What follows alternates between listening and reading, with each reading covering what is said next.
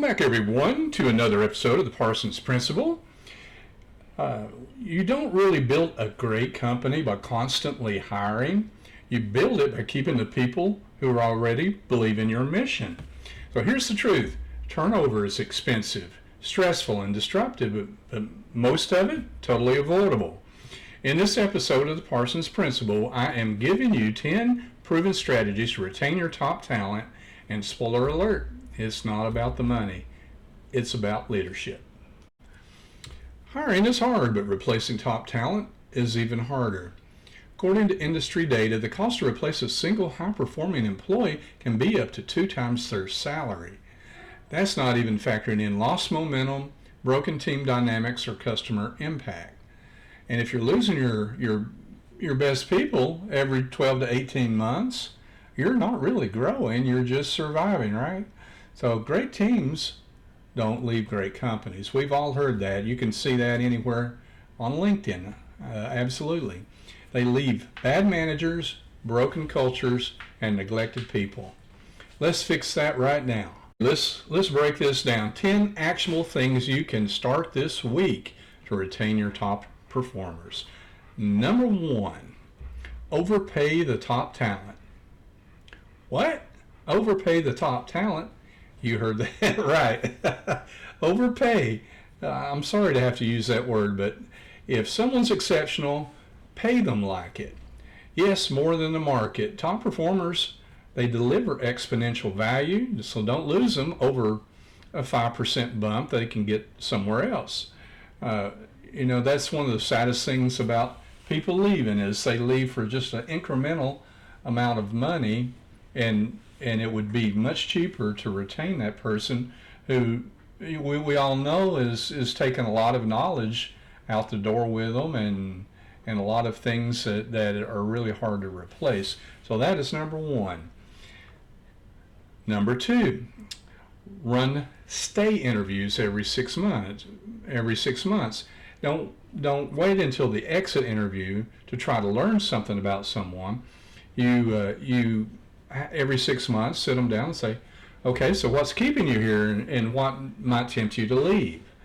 That opens the dialogue for any issues that may be on their mind, and anything, maybe a little chatter out in the workplace that may be tempting them to leave.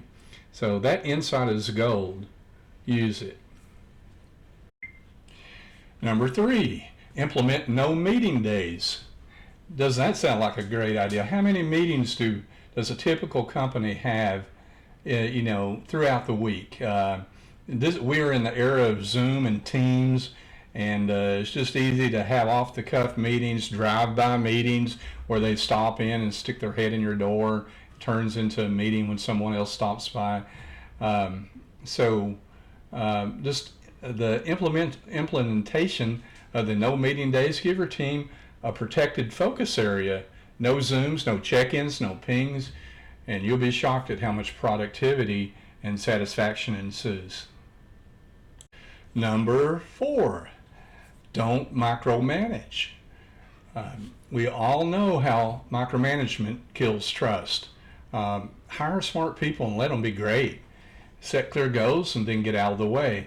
I know myself, there's nothing more frustrating than to be able to be the expert, to know how to do my job, but then have someone looking over my shoulder, not allowing me, to be empowered to make decisions that I'm fully capable of making. And I guarantee you have employees that feel the exact same way. So that's number 4. Number 5, be soft on the person and hard on the problem. And what that really means is mistakes happen. Everybody makes mistakes. Some really bad mistakes, some of them not so bad. But always be soft on the person because you want to separate intent from impact. Address the issue without crushing the human behind it. That's how you build psychological safety. Number 6, create clear growth paths.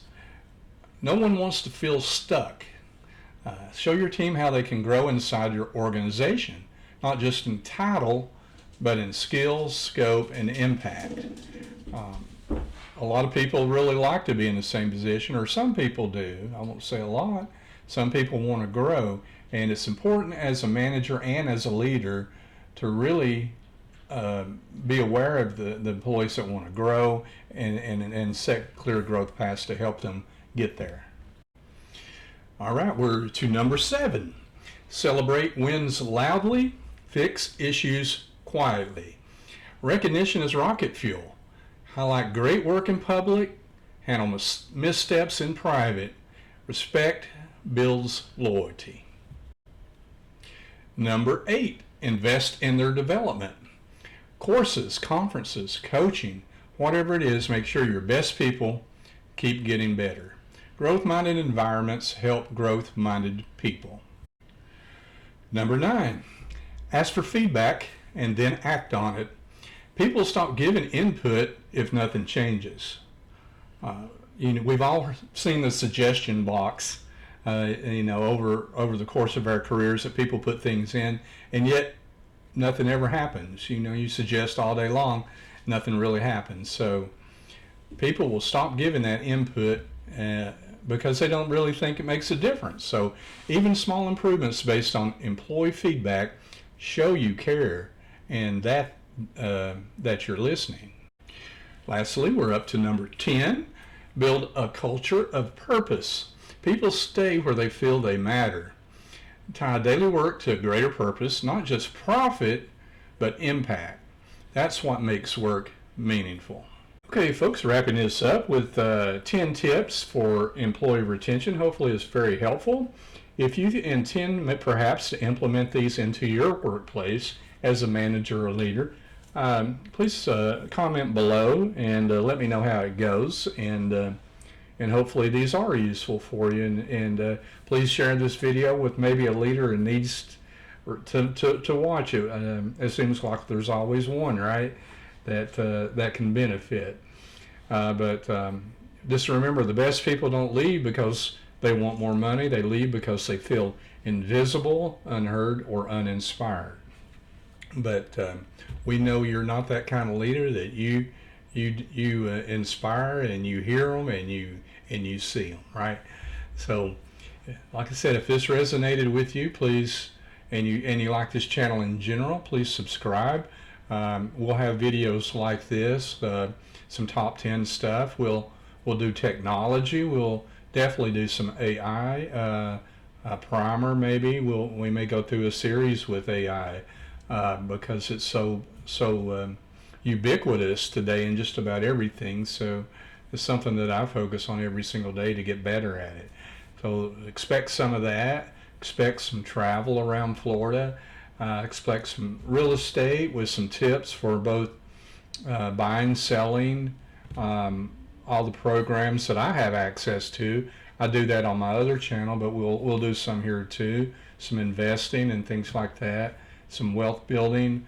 We'll get into all kinds of stuff. So I'm just trying to provide maximum value for my audience. So hopefully that it will benefit a wide range of people, and that subscribe to my channel.